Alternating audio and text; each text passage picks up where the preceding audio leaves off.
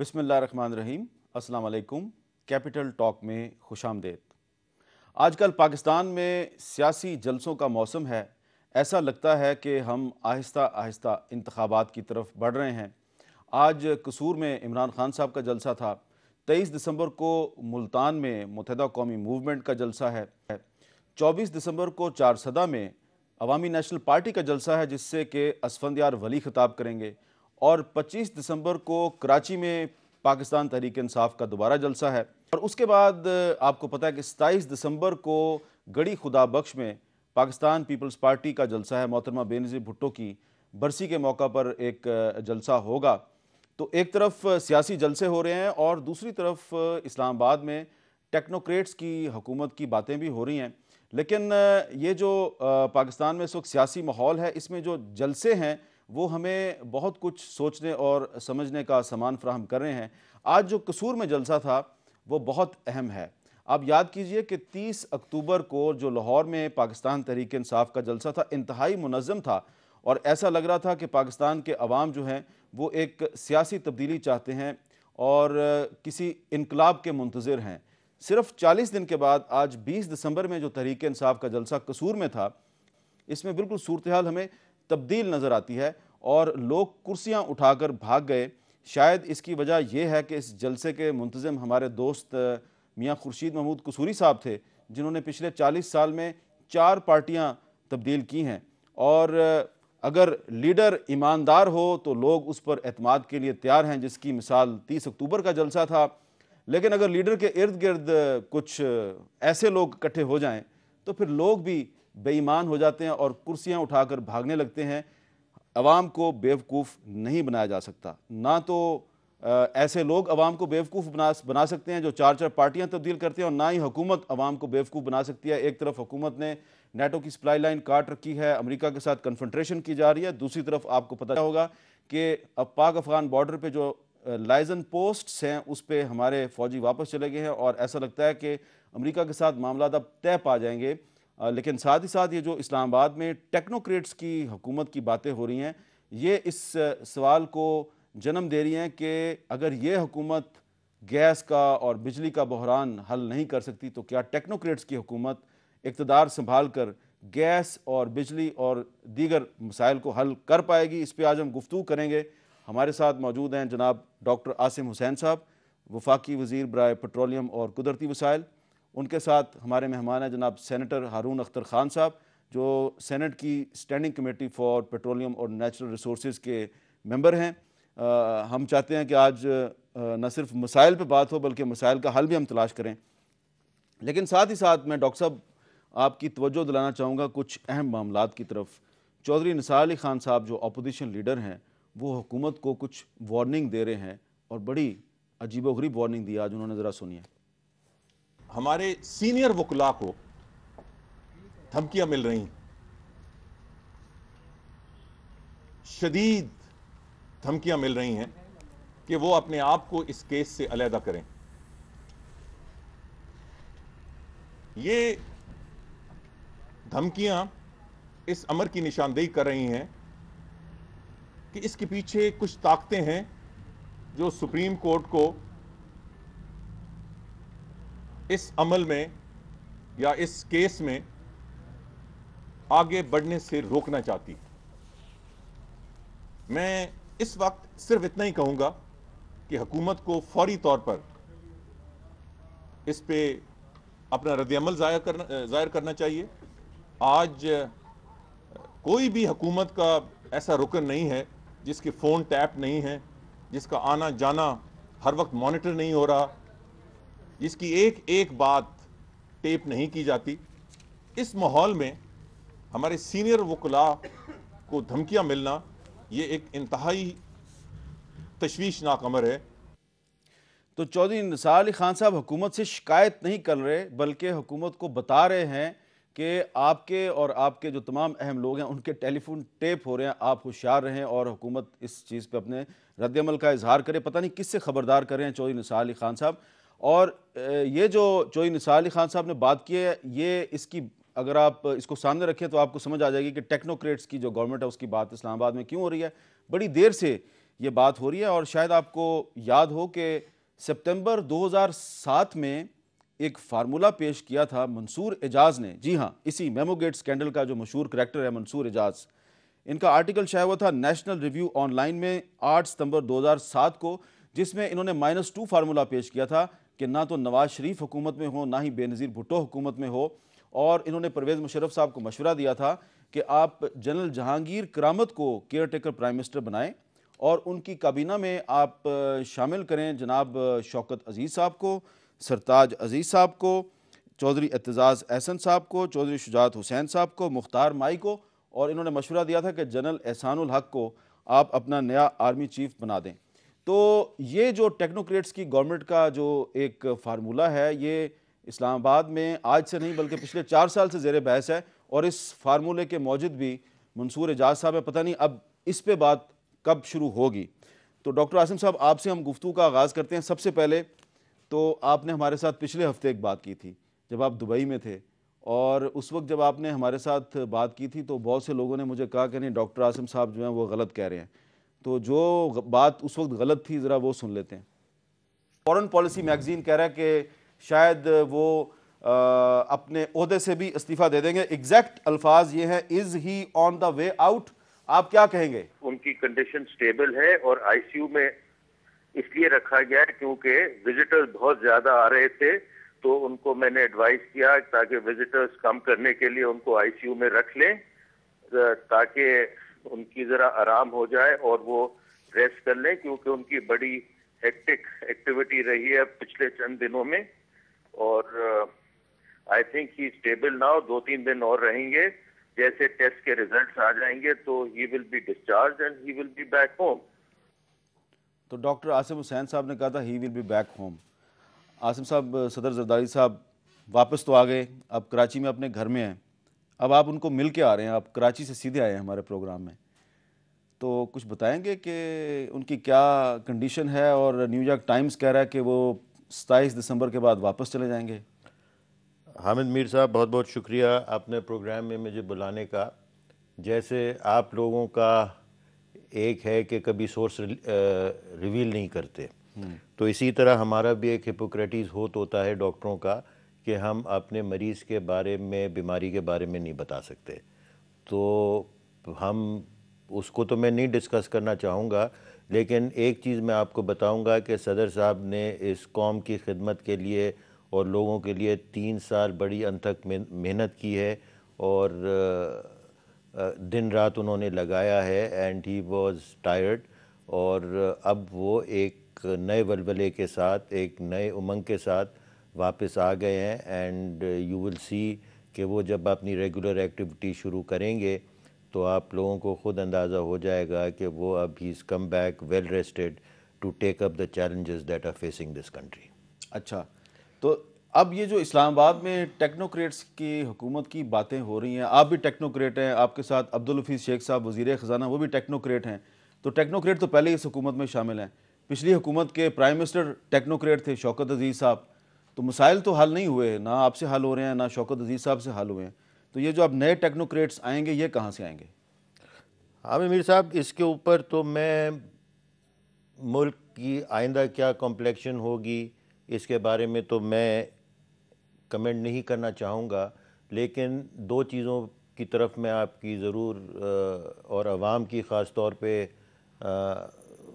ان کا توجہ دلواؤں گا. ایک تو the democracy must continue, and democracy جو ہوتی ہے وہ ایک ایوالو ہوتی ہے. ڈیموکریسی سڈنلی کسی پہ مسلط نہیں کی جاتی.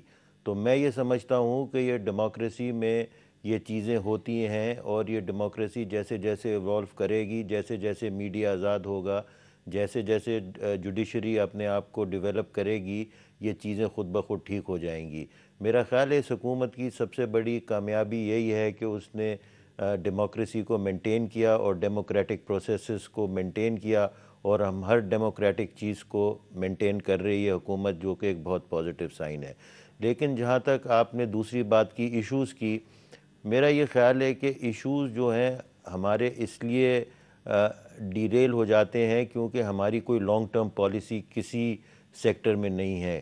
کبھی ہم جو بھی ہم پالیسی بناتے ہیں اس کی اونرشپ نہیں لی جاتی اور اس کو ڈیریل کیا جاتا ہے مختلف حکومتوں میں، and there is no central body کہ جو اس چیز کو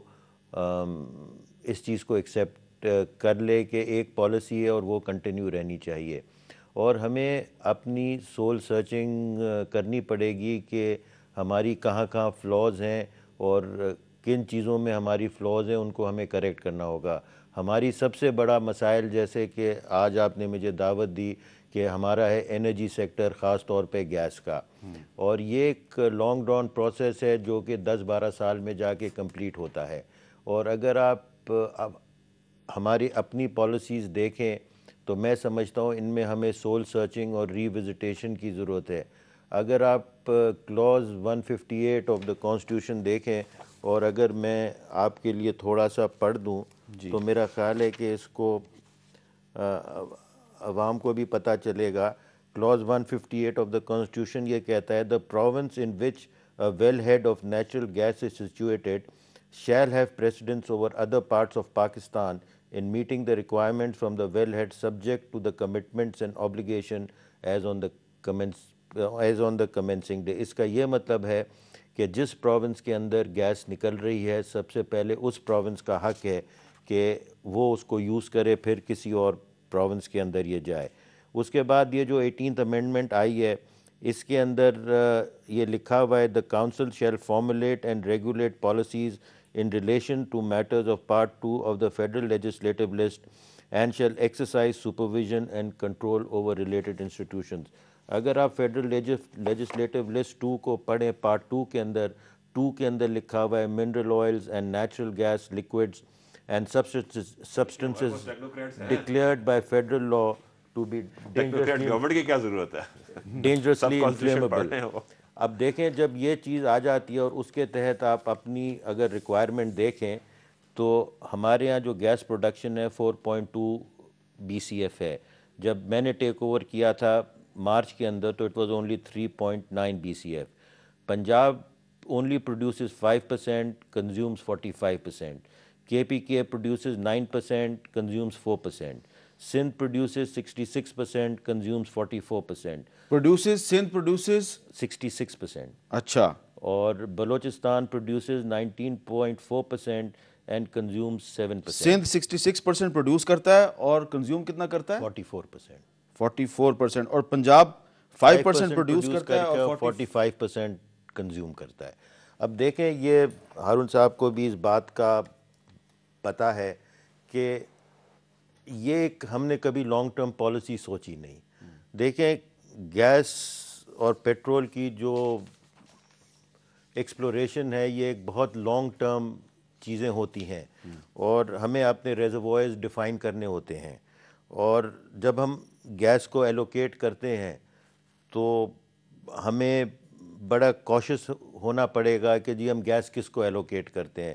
اس وقت ہر پولیٹیشین جو ہے میرے دفتر آتے اور کہتا ہے میرے ایریا کو گیس دے دو. آپ نے لاکھوں کلومیٹر گیس پائپ لائنز بچھا دی ہیں. گیس جب ہے ہی نہیں تو یہ سب بچھانے کی ضرورت کیا تھی. اور اب پرابلم یہ ہو گیا ہے کہ دیر از شارٹیج آف گیس. آج کہتے ہیں جی گیس لا دو جہاں سے مرضی ہے لاؤ. اب گیس کہاں سے لے کے آئیں؟ آپ کے پاس گیس نہیں ہے. گیس پاکستان میں ہی نہیں ہے. اگر آپ امپورٹ کرتے ہیں آپ کی اس وقت پڑ رہی ہے تقریباً $4.5 کی جو ہماری اپنی گیس ہے. آج آپ امپورٹ کرنے جاتے ہیں $17-18 امپورٹڈ گیس. چاہے آپ LNG لائیں ایران میں بھی little cheaper, LPG is about the same. تو یہ it has to be a mix of energy. Iran سے لے آئیں گے آپ گیس؟ انشاءاللہ ایران سے تھرسڈے کو ہماری اسٹیئرنگ کمیٹی کی میٹنگ ہے, اس کے اندر ہم فائنینشیل امریکہ کہتا ہے کہ ایران کے ساتھ خبردار, ایران کے ساتھ تم نے اگر دیکھیں اگر کوئی سینکشنز لگتے ہیں اور ہمیں کہا جاتا ہے کہ یہ نہیں کرو, I can not talk of that situation. لیکن as it is now my leadership has told me to go ahead with the project and we are going ahead with the project in full swing. اور ہمیں اس کی funding بھی اس کی ہو چکی ہے. تو یہ دیکھیں ایک سچویشن ایسی ہے کہ ہم سب کو بیٹھ کے ایک نیشنل پالیسی بنانی ہوگی. اور بھئی خود بتائیں نا لوگ کہ چاہتے کیا ہیں. یہ کہہ دینا کہ بھئی میری انڈسٹری کو گیس دے دو, میرے فرٹیلائزر کو گیس دے دو, میرے CNG پمپ کو گیس دے دو آج, اور پھر یہ چند وکلا ہیں یہ جا کے کورٹوں میں رانگ انٹرپریٹیشن دیتے ہیں. اور جس کی وجہ سے پھر کورٹ سٹے آرڈرز دے دیتے ہیں اور پھر ایک پرابلم شروع ہو جاتی ہے.